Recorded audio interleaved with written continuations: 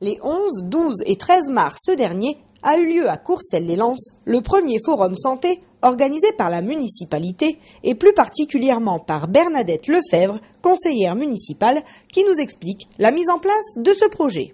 Aujourd'hui, j'ai invité tout un panel de professionnels de la santé, c'est-à-dire que ça commence par le diabète, en passant par le sida, par les soins palliatifs, les donneurs de sang, parce que qui dit opération, souvent il y a transfusion sanguine, les ambulances, les services de secours, enfin tout est là. J'ai voulu élargir au maximum mon panel pour que tout le monde, plus ou moins, puisse trouver réponse à une question. Il y a des dépistages sur le diabète, il y a des dépistages pour l'audition et sur la vue.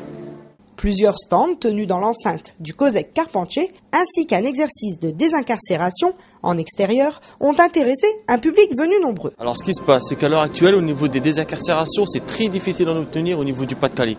Parce qu'au niveau des sapeurs-pompiers, ils sont limités qu'à 6 véhicules par an, en sachant qu'ils ont un budget de 6 000 €. Donc là, j'ai fait une démarche auprès du commandant des sapeurs-pompiers des Nains-Beaumont, avec qui nous avons travaillé ensemble pour pouvoir obtenir un véhicule. En sachant que le véhicule, c'était à nous, commune de Courcelles-lès-Lens, à se débrouiller pour en obtenir un. Donc je suis allé demander chez Ressources Autopièces pour en obtenir un. Ils nous l'ont fourni gratuitement.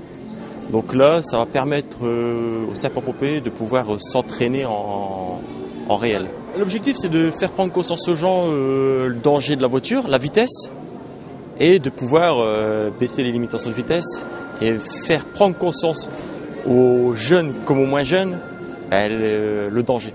Un exercice très intéressant qui a même impressionné Monsieur Urbain, adjoint au maire, dans le rôle de la victime.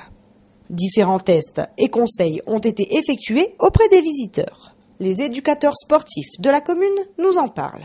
Les tests d'évaluation physique permettent aux enfants comme aux adultes et comme aux personnes âgées de connaître leurs capacités physiques au quotidien. Les tests sont différents bien sûr. Une personne âgée, on va plus la sensibiliser aux tests d'équilibre. Pour l'adulte, ça lui permet de se situer dans une classe de pratiquants, on va dire ça comme ça. Certains adultes ne font pas du tout d'activité physique, donc ce sont des tests qui sont notés en utilisant un barème national. Donc ce sont des tests qui sont vérifiés et qui sont vraiment justes. L'ensemble du forum a donc été bénéfique pour chacun, comme pour la petite Anaïs, venue avec sa classe. J'ai appris que quand il y a quelqu'un qui a un danger, on doit appeler tout de suite le SAMU, que son téléphone c'est le 15. Et tellement que c'est intéressant que j'aimerais bien faire comme métier SAMU. Un succès donc pour ce premier essai, mais aura-t-il lieu l'an prochain ? Pour l'an prochain, j'ai un autre projet.